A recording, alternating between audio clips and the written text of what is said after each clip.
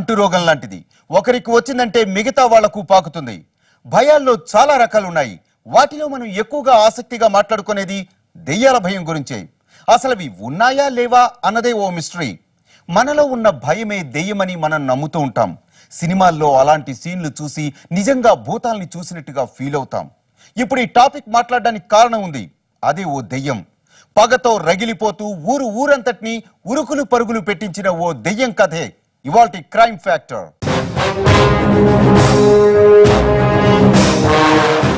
దెయ్యాలున్నాయా లేవా అన్న టాపిక్ కాసేపు పక్కన పెడదాం.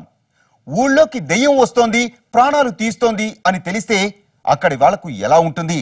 భయంతో పై ప్రాణాలు పైనే పోతాయి. చావు కళ్ల ముందే కనిపిస్తుంది. ఆ ఊళ్ళో అదే జరిగింది. ఇది శ్రీకాకుళం జిల్లాలోని ఓ మారుమూల పల్లె. ఆ ఊరును చూస్తే ఇన్ని ఇళ్లున్నాయి గాని జనం కనిపించరేం, వలస వెళ్లిపోయారా అనిపించడం సహజం. నిజానికి జనం ఉన్నారు. సాయంత్రం 7 అయితే చాలు, ఇళ్లలోంచి బయటకు రారు. ఎందుకంటే ఇక్కడ దెయ్యం తిరుగుతోంది. అభివృద్ధి, టెక్నాలజీ అంటూ దూసుకెడుతున్న మనకు దెయ్యం ఉందంటే నమ్మబుద్ధి కాదు. కానీ ఈ ఊళ్ళో చాలా మంది దెయ్యాన్ని కళ్ళారా చూశారు.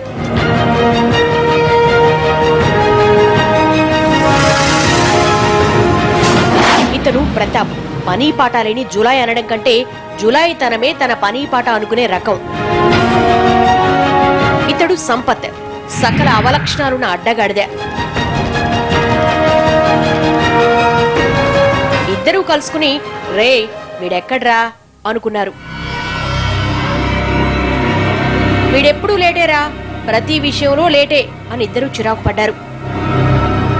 అదిగో వస్తున్నాడ్రా అనుకున్నారు. ఇతడే కళ్యాణ్. కర్కసత్వానికి కేర్ ఆఫ్ అడ్రస్ ఈ కేడుగాడు.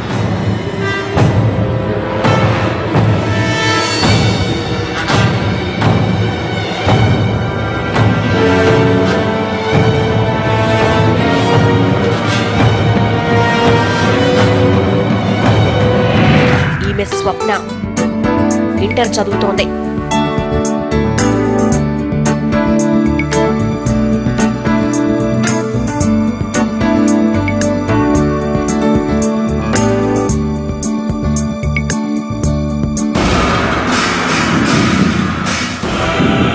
ఆమె వస్తుండగా తుప్పల చాటున దాక్కున్నారు. కళ్యాణ్ బయటకొచ్చాడు. అతన్ని చూడగానే ఆమెలో ఏదో భయం. అంతలో సంపత్ కూడా బయటకొచ్చాడు. స్వప్న అతన్ని చూసింది. ఇద్దరూ ఒకరికొకరు బాగా తెలిసిన వాళ్లే. ఆ చనువుతోనే ఆమెతో అసభ్యంగా ప్రవర్తించాడు. గట్టిగా తిట్టి గడిపెట్టింది.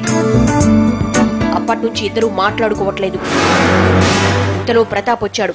ముగ్గురిని చూసి ముచ్చెమటలు పట్టాయి.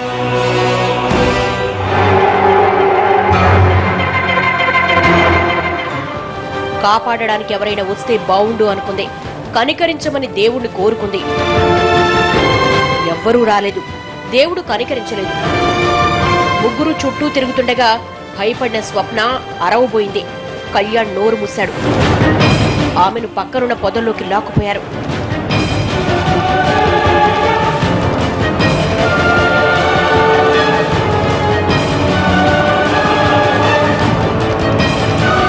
ఒంటరిగా నిస్సహాయురాలైన స్వప్నపై క్రూర మృగాల్లా విరుచుకుపడ్డారా దుర్మార్గులు.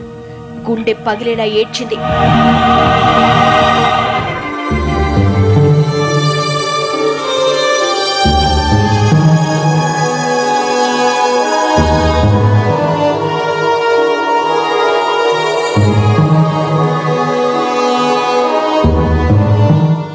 కన్నీటి సంద్రమైంది.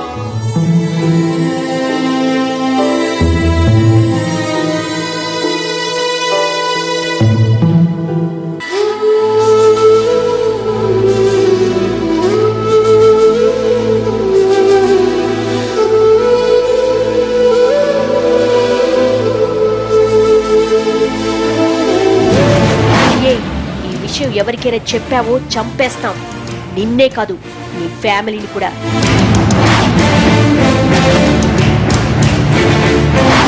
నువ్వెవ్వరికి చెప్పినా నన్నెవ్వరూ ఏమీ చేయలేరు.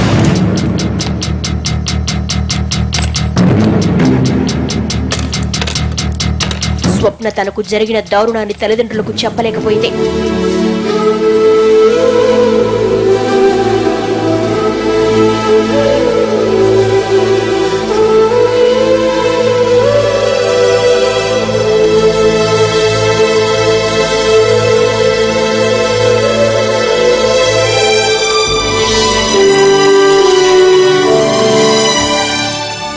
వాళ్లకు చెప్పకుండా వాళ్ల మధ్య తిరుగుతూ వాళ్లను మోసం చేస్తూ బతకలేడనుకుంది.